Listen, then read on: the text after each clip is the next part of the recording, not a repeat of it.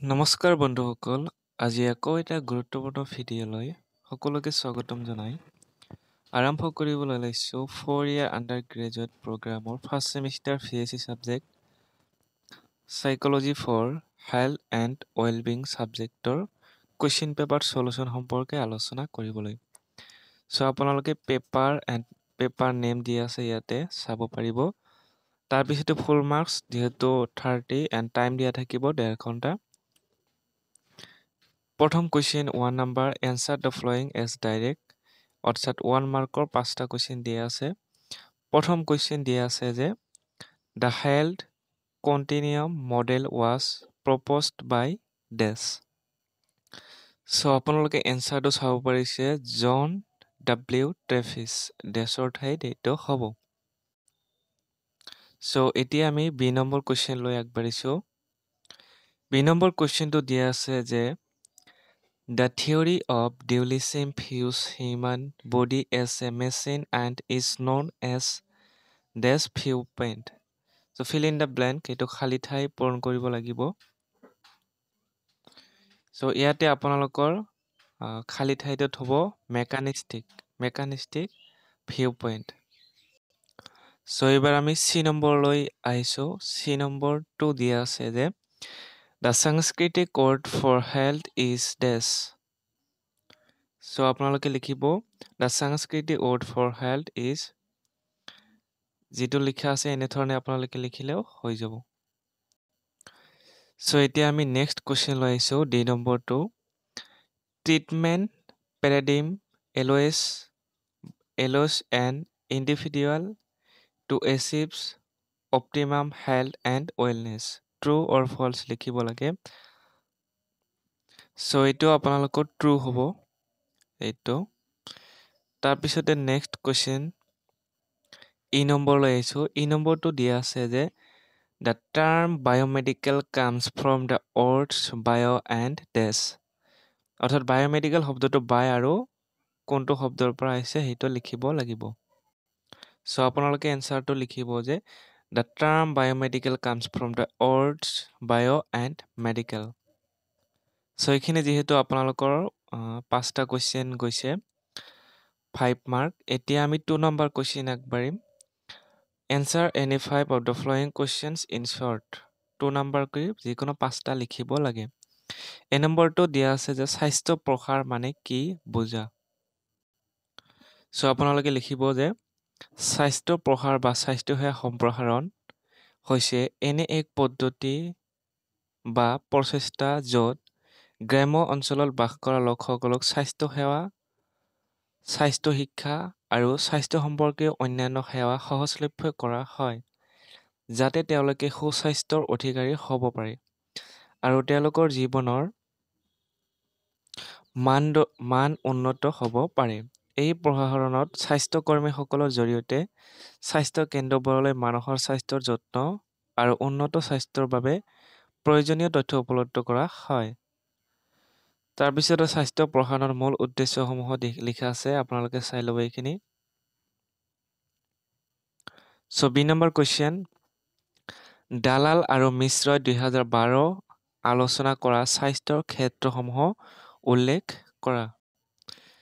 ইয়াতে আপোনালোকে দালাল আৰু মিশ্ৰই 2012 স্বাস্থ্যৰ ক্ষেত্ৰসমূহ কেইটামান স্পষ্টকৈ উল্লেখ কৰিছে। তেওঁলোকে কৈছে যে স্বাস্থ্য মানে কেৱল ৰোগ নথকা নহয়, বহুমুখী ক্ষেত্ৰৰ উন্নতিৰ লগত জড়িত। সেয়েহে স্বাস্থ্যৰ প্ৰধান ক্ষেত্ৰসমূহ হৈছে শাৰীৰিক স্বাস্থ্য, মানসিক স্বাস্থ্য, সামাজিক স্বাস্থ্য, নৈতিক স্বাস্থ্য, আধ্যাত্মিক স্বাস্থ্য। এইকেইটা আছিলে আপোনালোকৰ দালাল আৰু মিশ্ৰ 2012 স্বাস্থ্যৰ ক্ষেত্ৰসমূহ। আমি এতিয়া নেক্সট কুৱেশ্যন চি নম্বৰটো লিখা আছে যে স্বাস্থ্যৰ লগত আপোচ কৰা আচৰণৰ 2টা বৈশিষ্ট্য উল্লেখ কৰা। আপোনালোকে লিখিব পাৰে স্বাস্থ্যৰ লগত আলোচনা কৰা আচৰণৰ 2টা বৈশিষ্ট্য হ'ল অস্বাস্থ্যকৰ খাদ্যাভ্যাস, যেনে অত্যাধিকভাৱে চৰ্বিযুক্ত, নিমখযুক্ত বা প্ৰচেছড ফুডছ খোৱা, আৰু শাৰীৰিক নিষ্ক্ৰিয়তা, যেনে ব্যায়াম কৰা, বহুত সময় বহি থকা, এনেধৰণে অস্বাস্থ্যকৰ খাদ্যাভ্যাস। ইয়াত ভালদৰে লিখা আছে শাৰীৰিক নিষ্ক্ৰিয়তা, আপোনালোকে লিখি ল'ব। এতিয়া আমি নেক্সট পেজ অৰ্থাৎ নেক্সট কুৱেশ্যন দি 3 নম্বৰটো দিয়া আছে ৰোগ ব্যৱস্থাপনা স্তৰসমূহ উল্লেখ কৰা। সো এইটো ভালদৰে লিখা আছে ৰোগ ব্যৱস্থাপনাৰ মূল 3টা স্তৰ হ'ল প্ৰাথমিক প্ৰতিৰোধ, দ্বিতীয় স্তৰৰ প্ৰতিৰোধ আৰু তৃতীয় স্তৰৰ প্ৰতিৰোধ। এইকেইটা ভেৰি ইম্পৰ্টেণ্ট, আপোনালোকে ইংৰাজীতেও জানি ল'ব। Primary prevention and secondary prevention আৰু টেৰিটৰী প্ৰিভেনশ্যন, এইকেইটা আপোনালোকে জানি ল'ব। এইবাৰ আমি নেক্সট ই নম্বৰলৈ আহিছোঁ। ই নম্বৰটো দিয়া আছে যে ভাৰতীয় দৃষ্টিভংগী অনুসৰি স্বাস্থ্য মানে কি? সো ইয়াতে আপোনালোকে চাব পাৰিছে ভাৰতীয় দৃষ্টিভংগী অনুসৰি স্বাস্থ্য বুলিলে কেৱল ৰোগ নথকা নহয়, দেশত অসুস্থতা নথকা মানে নহয়। ভাৰতীয় চিন্তাধাৰা অনুসৰি স্বাস্থ্য হৈছে দেহ, মন, আত্মা আৰু সমাজৰ মাজত সঠিক সম্বন্ধ। সো ইয়াতে ভালদৰে বহলাই লিখা আছে। নেক্সট কুৱেশ্যন এফ নম্বৰটো NREM টোপনিৰ বিভিন্ন পৰ্যায়ৰ ওপৰত আলোকপাত কৰা। সো এইটো লিখিব আপোনালোকে 3টা পৰ্যায় আছে ইয়াৰে, যি ধীৰে ধীৰে বা লাহে লাহে গভীৰ টোপনিত লৈ যায়। ষ্টেজ 1 হালধীয়া টোপনি, ষ্টেজ 2 হালকা কিন্তু স্থিৰ টোপনি, তাৰপিছতে নেক্সট গভীৰ টোপনি। এইকেইটা আছিলে আপোনালোকৰ এনচাৰ, গতিকে ভালদৰে আপোনালোকে চাই ল'ব। যি নম্বৰটো আছে আপোনালোকৰ মানসিক চাপ আৰু খাদ্যৰ মাজত কি সম্পৰ্ক? সো মানসিক চাপ, ষ্ট্ৰেছ আৰু খাদ্যৰ মাজত গভীৰ সম্পৰ্ক আছে। এইখিনি কি কি সম্পৰ্ক এই বিষয়ে আপোনালোকক ভালদৰে দেখুৱাই দিছোঁ, আপোনালোকে ভালদৰে চাই ল'ব।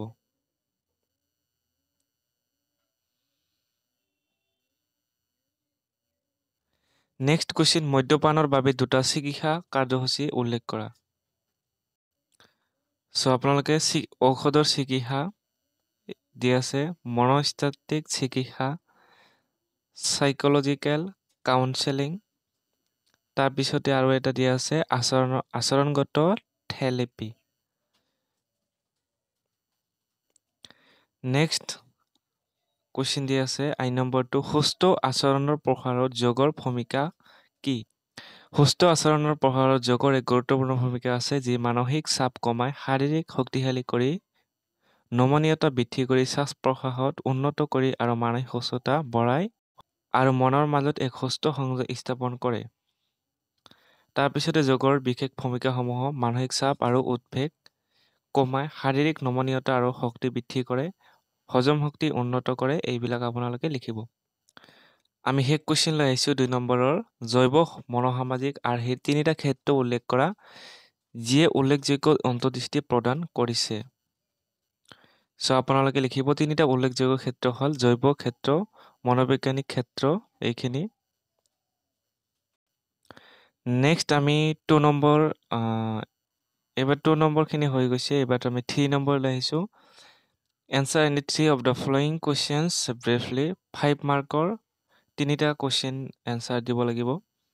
প্ৰথম কুৱেশ্যন সুস্থতাৰ পেৰমা মডেলৰ উপাদানসমূহ কি কি আৰু ব্যক্তিয়ে সামগ্ৰিক সুস্থতা বৃদ্ধি কৰিবলৈ এই উপাদানসমূহ তেওঁলোকৰ দৈনন্দিন জীৱনত কেনেকৈ অন্তৰ্ভুক্ত কৰিব পাৰে? এইটো খুব ভালদৰে লিখিছোঁ, আপোনালোকে চাই ল'ব।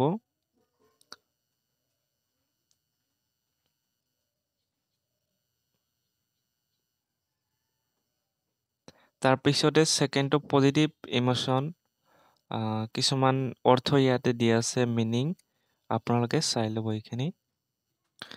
নেক্সট বি নম্বৰ নিয়মীয়া ব্যায়ামৰ লগত জড়িত শাৰীৰিক আৰু মানসিক স্বাস্থ্যজনিত উপকাৰ কি কি? সো ইয়াতে আপোনালোকে লিখিব নিয়মীয়া ব্যায়ামে শৰীৰৰ ৰোগ প্ৰতিৰোধ ক্ষমতা বৃদ্ধি কৰে, হৃদযন্ত্ৰৰ স্বাস্থ্য উন্নত কৰে, হাড় আৰু মজ্জা শক্তিশালী কৰে। এইবিলাক শাৰীৰিক স্বাস্থ্যৰ উপকাৰসমূহ।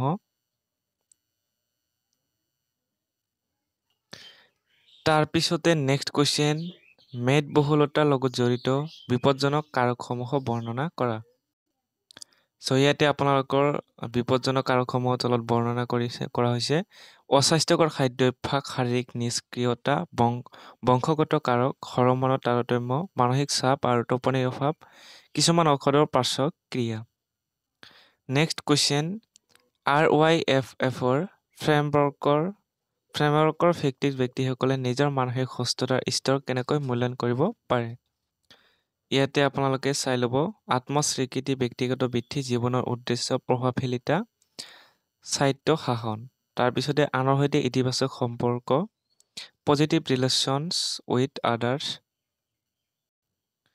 নম্বৰ কুৱেশ্যন দিয়া আছে খাদ্যাভ্যাসৰ বিকাৰসমূহ স্বাস্থ্যৰ লগত আপোচ কৰা আচৰণ হিচাপে আলোচনা কৰা।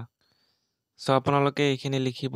তাৰপিছতে পুষ্টিহীনতা, নেক্সট হজম সম্পৰ্কীয় সমস্যা, মানসিক স্বাস্থ্যৰ অৱনতি, এইখিনি আপোনালোকে ভালদৰে লিখিব। এতিয়া আমি একেবাৰে শেষৰ কুৱেশ্যন লৈ আহিছোঁ। ইয়াৰ পিছত আৰু কুৱেশ্যন নাই। শেষৰ কুৱেশ্যন F নম্বৰটো দিয়া আছিল যে দুৰ্বল স্বাস্থ্য আচৰণ পৰিৱৰ্তন কৰিবলৈ চেষ্টা কৰাৰ সময়ত ব্যক্তিসকলে সন্মুখীন হোৱা আটাইতকৈ সাধাৰণ বাধাসমূহ কি কি? এইটো আপোনালোকে লিখিব দুৰ্বল স্বাস্থ্য আচৰণ পৰিৱৰ্তন কৰিবলৈ চেষ্টা কৰাৰ সময়ত ব্যক্তিসকলে সন্মুখীন হোৱা আটাইতকৈ সাধাৰণ বাধাসমূহ হ'ল সময়ৰ অভাৱ, প্ৰৱেশাধিকাৰৰ সমস্যা, আৰ্থিক খৰচ, দৃঢ় মনোভাৱ আৰু আচৰণ, শাৰীৰিক পৰিৱেশত বিধি-নিষেধ, নিম্ন আৰ্থ সামাজিক অৱস্থান, শিক্ষা, উপাৰ্জন বা সামাজিক সমৰ্থনৰ অভাৱৰ বাবে স্বাস্থ্যকৰ আচৰণ গ্ৰহণ কৰাত অসুবিধা। আপোনালোকৰ কুৱেশ্যন এইখিনি আছিলে। গতিকে ভিডিঅ'টো ভাল লাগিলে শ্বেয়াৰ কৰিব, লাইক কৰিব আৰু চেনেলটো ছাবস্ক্ৰাইব কৰি ল'ব।